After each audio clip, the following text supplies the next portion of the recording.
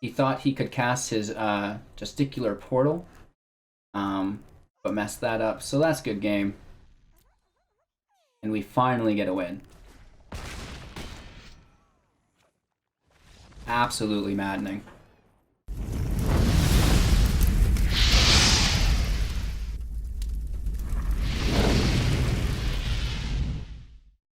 Hey everybody, welcome back. Thanks for checking out Hello Good Game.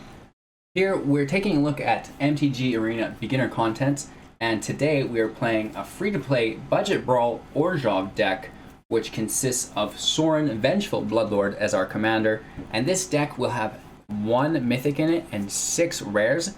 So all of our beginner content, which you'll see a link down in the description and then again in the comments below, that'll send you to a playlist filled with our beginner content. But all of our beginner decks consist of 1 mythic and 6 rares, so there's a commonality there. However, let's take a look at the rest of the deck. And as always with our brawl decks, 60 cards is a lot, so I'm not going to talk about every card. I'm just going to go over a couple of the key pieces. Again, Sorin, Vengeful Bloodlord is our commander. As long as it's your turn, creatures and planeswalkers you control have lifelink. +2, he deals 1 damage to target creature or planeswalker, and then you're going to gain 1 life because he himself will have lifelink.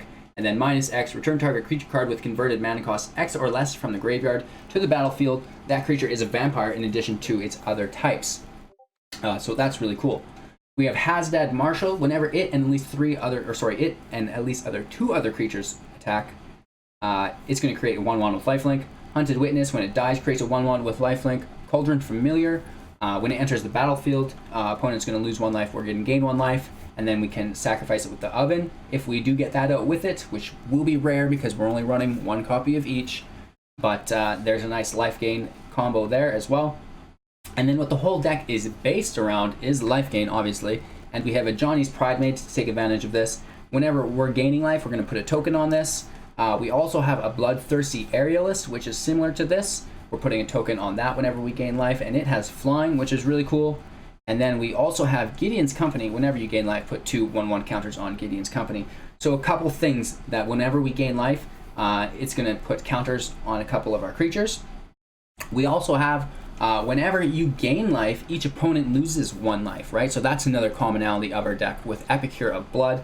Now this is a 4/4 vampire, first 5.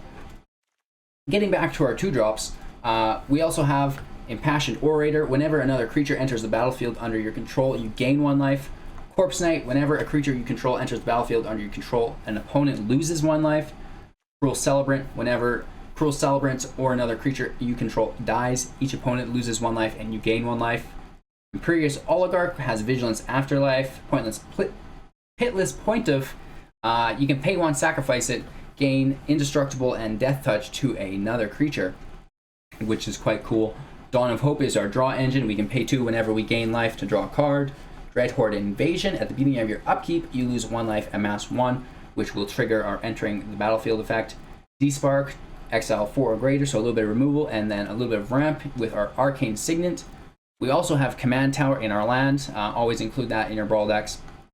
As far as 3-drops go, we have Rising Populace. Whenever another creature or planeswalker you control dies, put a 1/1 counter on Rising Populace. Midnight Reaper, another draw engine. When anything dies, you're going to take 1 damage and draw a card. We talked about Bloodthirsty Aerialist. Area, first of Locthwain. When it enters the battlefield, deal 1 damage, gain 1 life. And then whenever another black creature enters the battlefield, it will do the same. You can also sacrifice a black creature to draw a card. Exposed to Daylight, we're destroying target artifact or enchantment. Scry 1. Prison Realm, we're taking planeswalker or creature, and we're also scrying 1. Murder is just a removal. Orzhov Locket is ramp and draw later on. Mortify is more removal. Oath of Kaya is removal for 3. And then whenever someone's attacking a planeswalker you control, they're going to take 2 damage and you're going to gain 2 life. We also have Revenge of Ravens. That's similar to that as a 4-drop. Whenever a creature attacks you or a planeswalker you control, that creature's controller takes 1 damage and you gain 1 life. We talked about Gideon's Company. Twinblade Paladin has double strike whenever you have 25 or more life, and then like the other creatures, whenever you gain life, put a 1/1 counter on Twinblade Paladin. We just missed him in the first go around. Vindictive Vampire, whenever another creature you control dies, it's going to deal 1 damage to your opponent and you're going to gain 1 life. Balehaunt Basilica, they discard, you draw, and you gain 3 life, which is absolutely crazy. Oh, sorry, you don't draw. You just gain 3 life and they discard.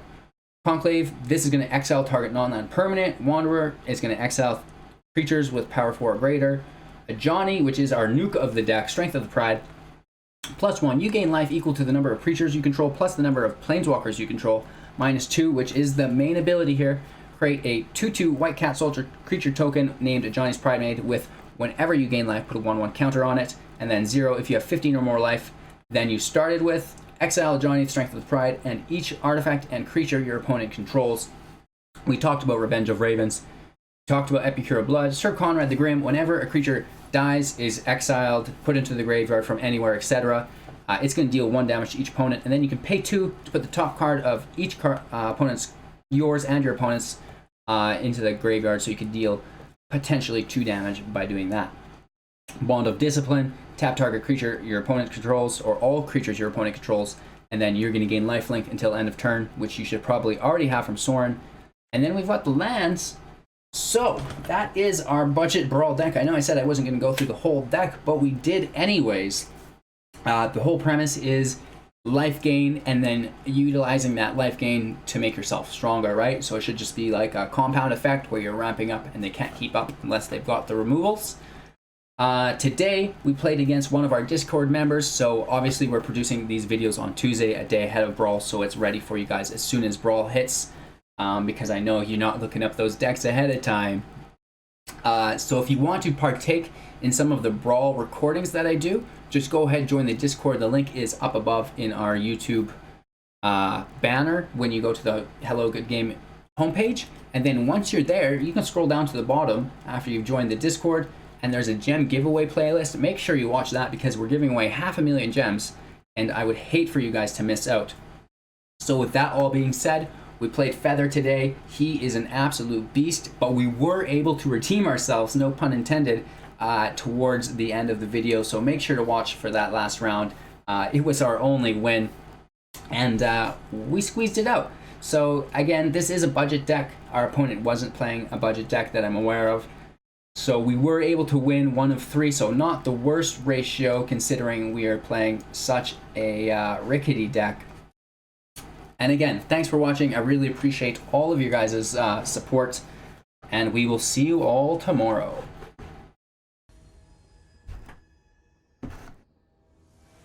No pun intended, but let's see if we can redeem ourselves a little bit here.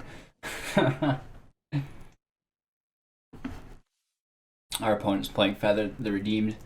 And that's why that's so funny. And yeah. So it's a little bit better of a opening curve for us here, right? We get Hunted Witness down.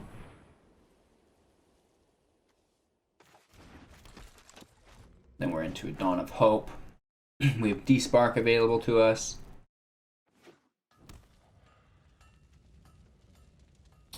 We did draw a Ajani as well, which we can wrap into, which is really, really nice here.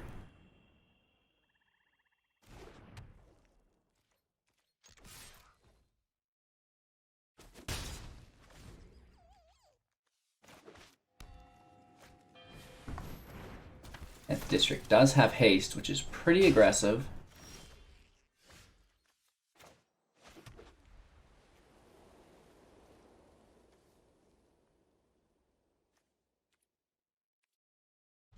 We're going to hold up here and block.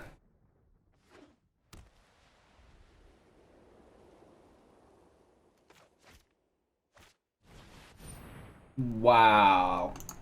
This guy. He's actually really going to appreciate that. They spent so much mana. And we have a perfect answer for it. We could also despark it. Swamp can go. We do not need a swamp.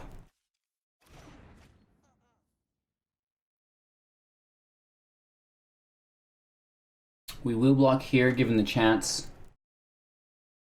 because that's going to open up our lifelink.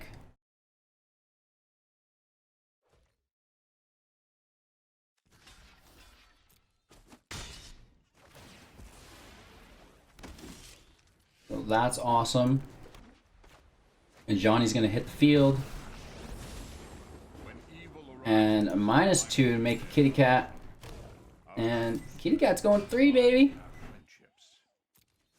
Unfortunately, we can't pay to draw a card, but we do have a Pridemate in play, which is a big part of our combo with Sorin, right?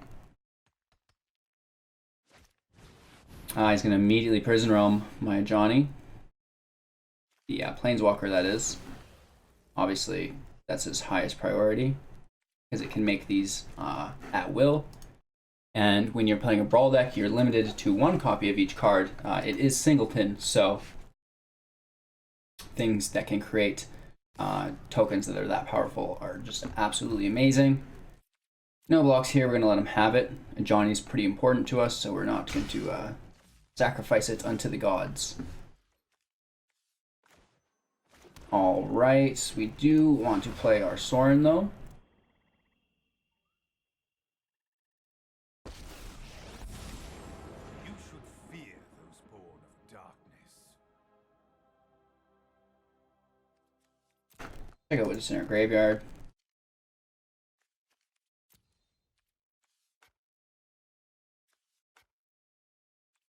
We'll probably just plus him to try to keep him away from Feathered. Because he could come in with haste and hit us for 4 or 5. But 6 might be a little bit out of his range, I'm thinking. And then we can go ahead, pay 1 to draw a card.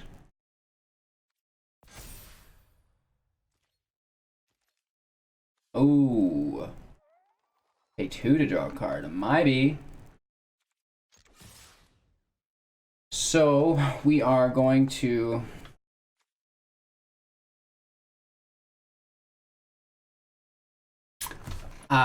it's a weird situation, right?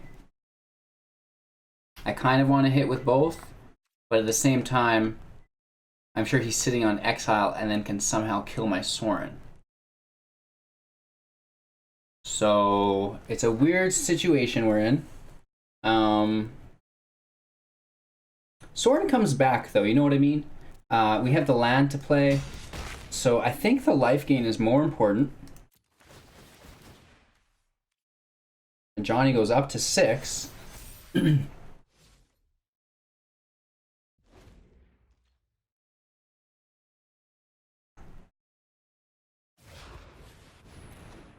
Feathered, yes, and now he's gonna have haste somehow magically.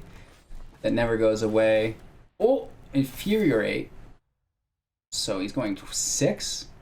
Gonna kill my Ajani like we thought. So we should have kept the blocker. Taken into the command zone, obviously.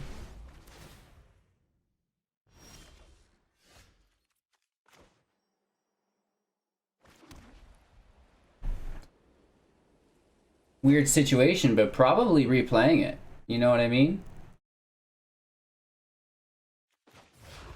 Just over and over and over. That's how good Sorin is. We're just going to +2 again. Pump our Ajani. Please and thank you. We cannot draw a card. Keeping the 1 blocker back, and then Ajani's going to swing in for 7. Goes up to 8. So he needs some sort of spot removal for that, because 8 is getting pretty tough. And we're at 36 health. So he's got quite a bit of bashing to get through afterwards.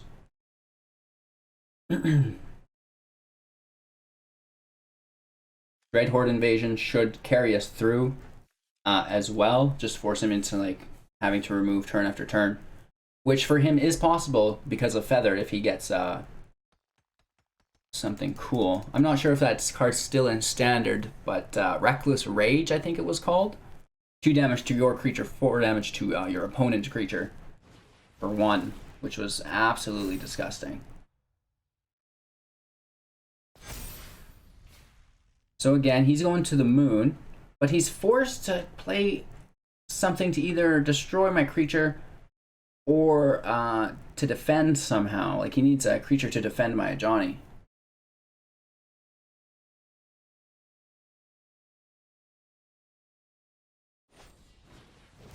Infuriate on Feathered, goes to 7, comes back. Right? He just wants to get the kill on Sorin, because my 1/1 lifelink can block his 10th District Legionnaire. So this is fine. There's much worse things than that. Back to the command zone. Costing us 8 to cast now, so that's a little bit pricey.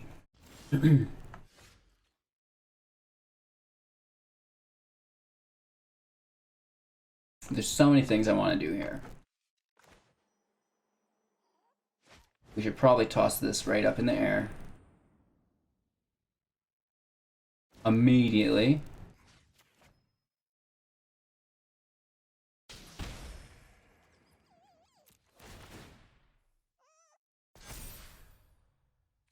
And so drawing the card is really cool. And we only get so many options or chances for that.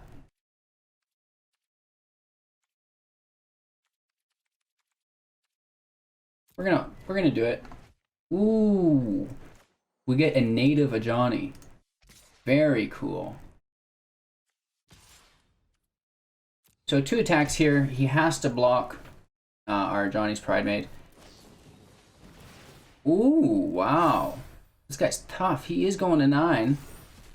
That's incredible. And he can take himself to 10 as well. No, he does not. He could have, I believe. Oh no, it's a sorcery. Nice. So we may have reached a little bit shy. We've got a couple different things that can finish him. Don't you dare. He can haste and infuriate? What a dog. Oh my goodness. Nice. Pika's showing us what's up.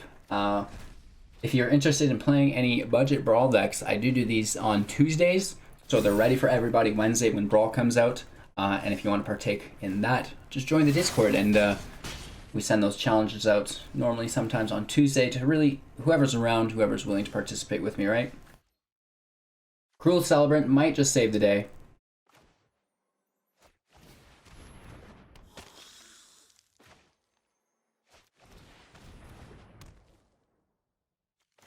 Right? Kind of going wide. Ajani's going to tick up when things die. Cruel Celebrant is going to be able to deal more than 6 damage before he gets through our 29 health, I think. Yeah. Let's see how this works out. We kind of just have to take this attack on the chin in a big way, which sucks.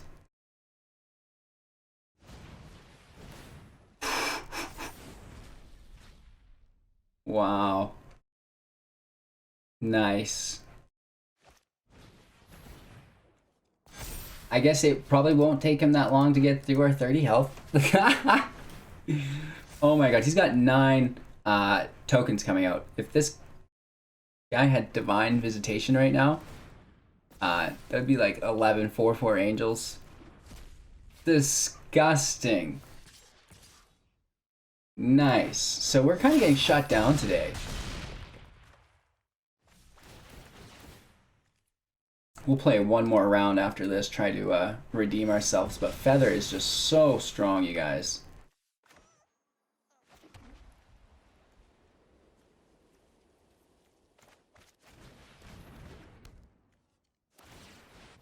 Just doing all we can.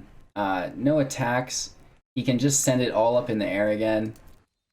So that is an absolute good game. A good game. And we fall short. Close. Yeah, what a comeback. Okay, so let's try to redeem ourselves here in this final match against Feathered. Like, it's not good, you guys. This is one of our better looking hands. We have an Ajani. We have a native Ajani. Corpse Knight, which could really work well. And then Oath of Kaya to maybe gain some life. So fingers crossed. And of course, Feathered somehow has 4 toughness. So unfortunately, we have very little removal. We have a murder. We have, what's it called? Cost 3. It's a white and black and colorless artifact creature enchantment. Mortify. That's what we're talking about. We have a Mortify. And, yeah. Let's see what we can do here. The free mulligan I'll add with a feather deck is probably about the rudest thing I've ever encountered. Let's go with Ajani first. Corpse Knight second. As long as we can avoid shocks. We know shock is an option. Okay. Going with our Corpse Knight. Praying that he doesn't have a shock. Don't do it.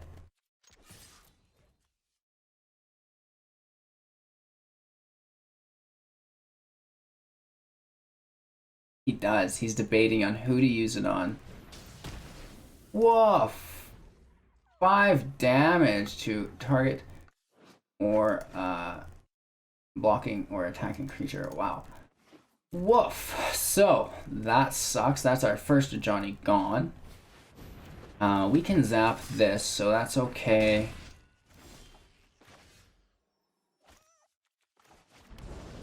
I understand it's my go, bro.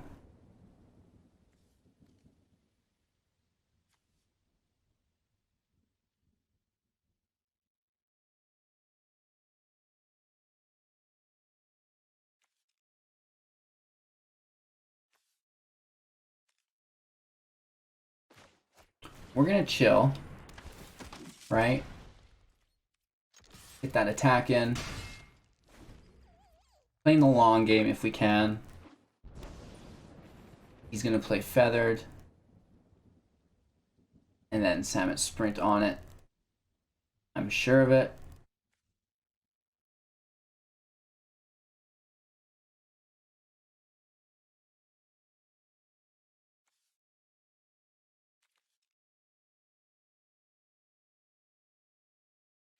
It's pretty bad that we've had Ajani access every single game almost and haven't been able to capitalize it at all.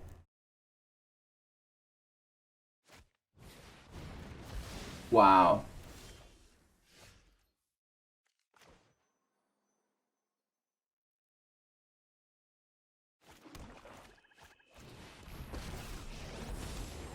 Until we achieve peace, we must fight for a better tomorrow. We're hoping it can survive. We need no haste, no haste, no haste. Let's cover our eyes. This could be a turning point if he's got nothing to deal with it. If he can throw feathered out with haste, that's a done deal. Which would basically break our hearts. Here it comes. No! It didn't hit. It didn't hit. We are in the clear, ladies and gentlemen.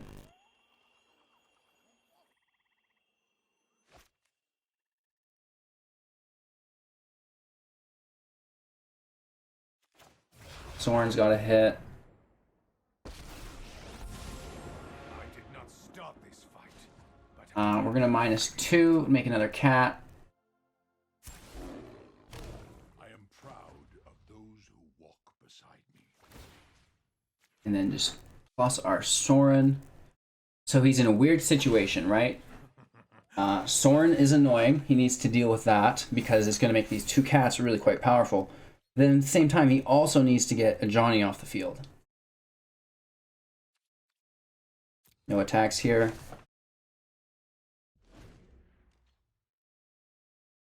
If we can't get it here, we won't, right? The only thing that could be better is if we had, instead of Oath of Kaya, something that could remove Feather for 2, but unfortunately, he is only 3 mana instead of 4, so D-Spark doesn't work. He has a Lava Coil, that's juicy. Our opponent pulling out all the stops, and he goes for the kill on the Ajani. Interesting. He must have a Prison Realm for the other token. But he should still maybe Prison Realm Sorin. Wow. Another Resurgence. Oh, this is Integrity Intervention. Crazy stuff here, kids.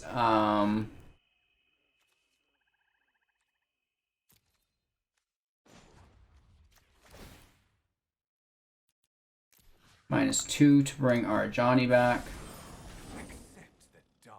And then we can convoke.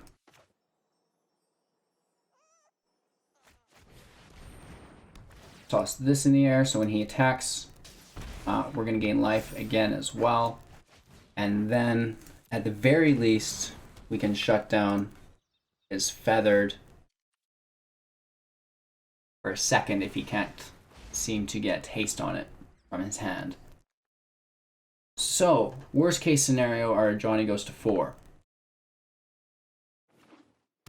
Still, we're top decking. Pretty brutal.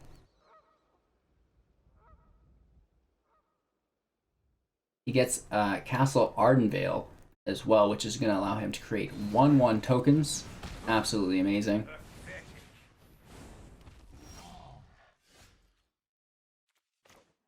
That's amazing.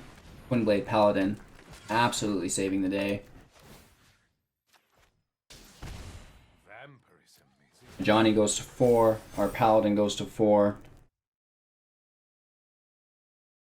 No attacks. We do have double strike.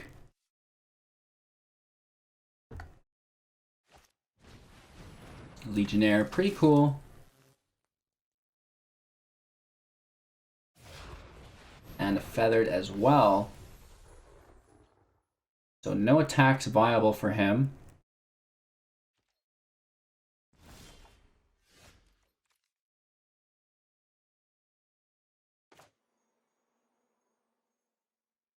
That's going to be quite amazing as well if he does go to kill our Sorin.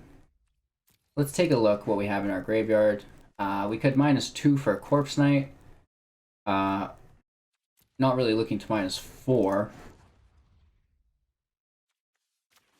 Let's just keep plussing. Right? Twinblade goes up.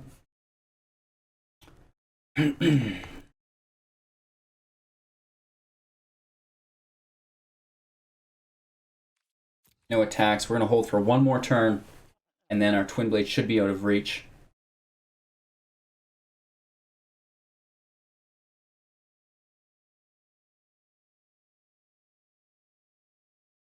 He's now in a position where he shouldn't really attack my Sorin because we have not only Oath of Kaya, but Rising Populace. So he should attack our hit points, but then he doesn't want to really attack and tap his creatures because Twinblade Paladin should be able to light up the field.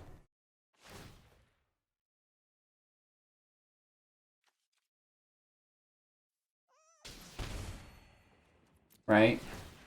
Stacking our Twinblade up even more, which is great. End this insolence.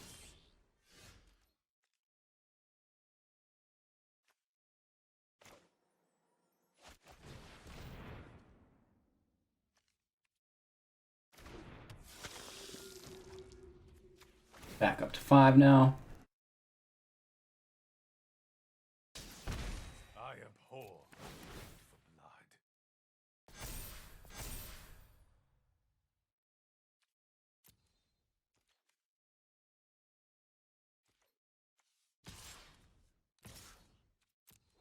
We're attacking with our Twinblade and our Ajani. That's 21 damage if he doesn't block. We're going to resolve. That's fine.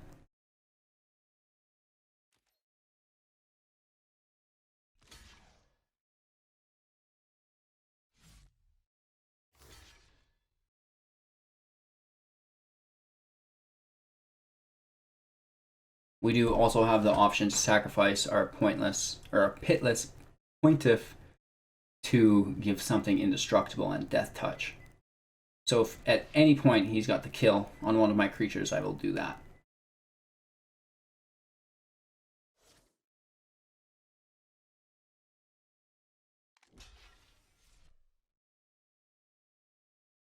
Let's see if he can piece it together. I don't want to be too optimistic because we've been getting beat down by this deck over and over again. So trying to be cautious. Okay, what do we have here? Exile target creature you control, then return a card to the battlefield under its owner's control. It gains first strike until end of turn. Okay, we're going to resolve that. And where is that going? What's he targeting with that?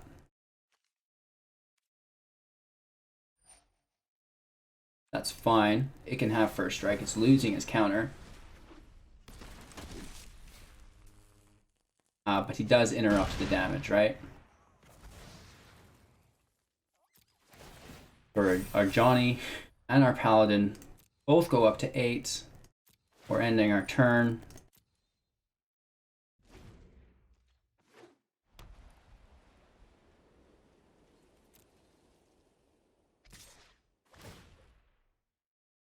Again, now they're going to 9. We're getting 2 more life.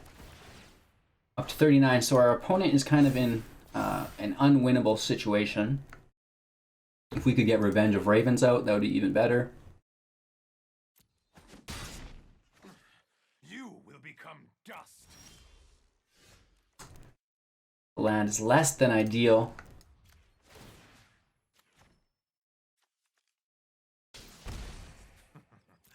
Time for a drink.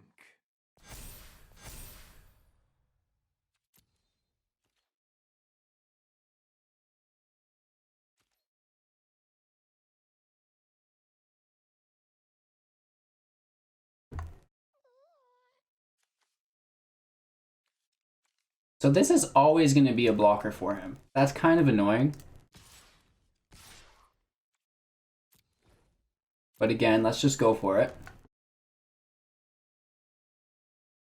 We're going to gain another 10 life, so no harm, no foul. God's Willing is going to save him forever as well. How am I going to win this battle, you guys? This is crazy. We need Trample or something. He's going to chump block us literally forever. And then he won't be able to kill us because we're going to have more and more life as it goes on. Crazy stuff, kids. Cannot believe it.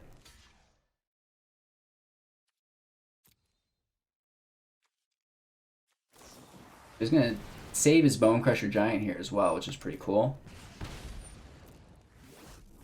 He comes back with first strike.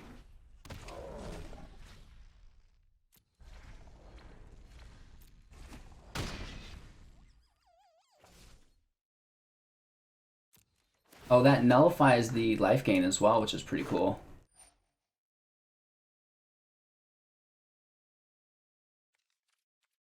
All right, let's try to play this one out.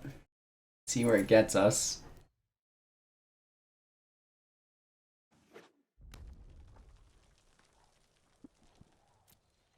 He can kill our Sorin. We'll just replay it. You know what I mean?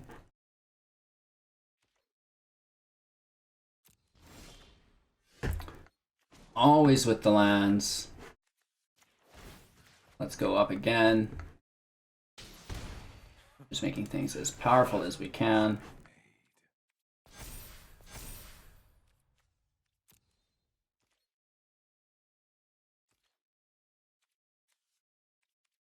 No attacks. We're just chilling.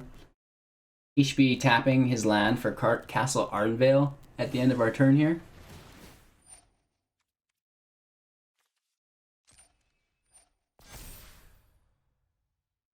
He's basically indestructible, which is crazy.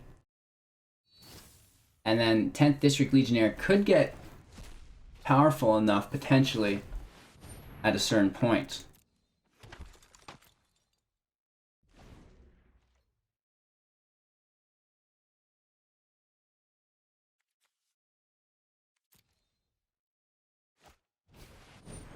Light up the stage, going for a raw cast draw. Gets his Aurelia, and he gets Take Heart. So very cool, very nice. Pulling his Mythic, beautiful. Dropping a lot of rares on us, but we're holding in there. Obviously, the flying is less than ideal. Trample and Vigilance could be worse. Puts Feathered to 5. That's a little bit annoying. Again, without any life gain, he would just kill himself from Oath of Kaya. So he needs to somehow drain my life points. You know what I mean?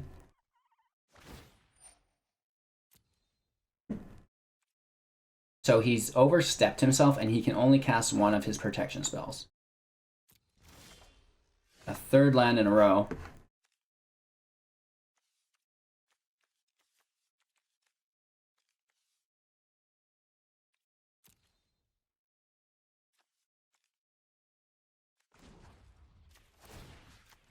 Let's just keep up appearances here. Vampirism is a useful trait.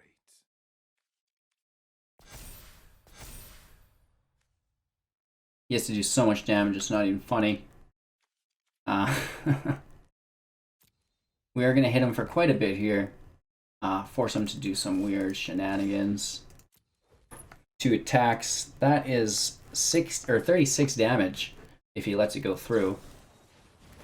He can God's Willing something, indeed. But now he's out of mana, right? He can use his Take Heart, but again, it's only pushing it to 7, 8 maybe. So, not enough.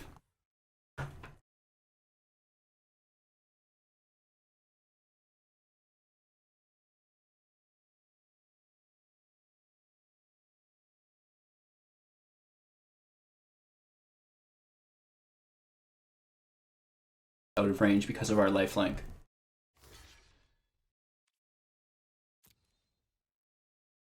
Is he taking 12 damage here? That can't be correct. Oops.